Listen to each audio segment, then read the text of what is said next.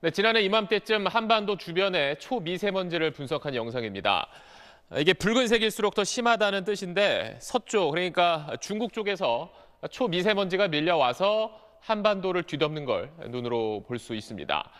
중국이 얼마나 미세먼지를 만들고 또 주변 나라에 영향을 끼치는지를 놓고 그동안 우리와 중국 또 일본이 서로 생각이 달랐었는데 처음으로 그 세 나라 과학자들이 모여서 함께 보고서를 만들었습니다. 먼저 그 내용을 박찬범 기자가 전하겠습니다.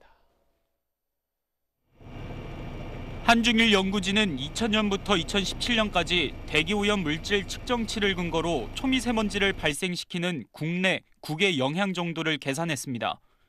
2017년 기준 초미세먼지 발생 국내 기여율은 한국이 51%, 중국이 91%, 일본이 55%였습니다. 다른 나라에 미치는 영향이 큰 나라는 단연 중국이었습니다. 중국 배출원이 한국 초미세먼지의 32%를 일으키고 일본에도 25% 영향을 미치는 것으로 나타났습니다. 우리나라 초미세먼지의 51%는 국내 요인, 32%는 중국, 나머지는 몽골과 북한 등을 경유해 온 것으로 정리됩니다. 삼국 정부가 연구 결과를 함께 검토하여 발간하게 된 최초의 보고서라는 점에서 의미가 큽니다. 배출원 영향지역 관계 분석을 하였다는 점에 큰 의미를 부여하였습니다. 연구진은 한중일 초미세먼지 농도는 감소 추세라고 밝혔습니다.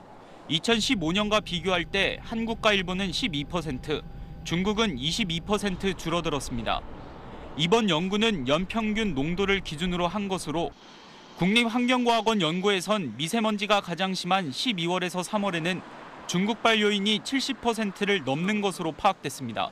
미세먼지 관리에 대한 계절제 제도를 도입을 하고 있는데 그거에 맞춰서 이 한중일 미세먼지 상호 영향에 관한 연구는 최소한 계절별로 나누어서 연구하는 것이 바람직할 것으로 사료됩니다.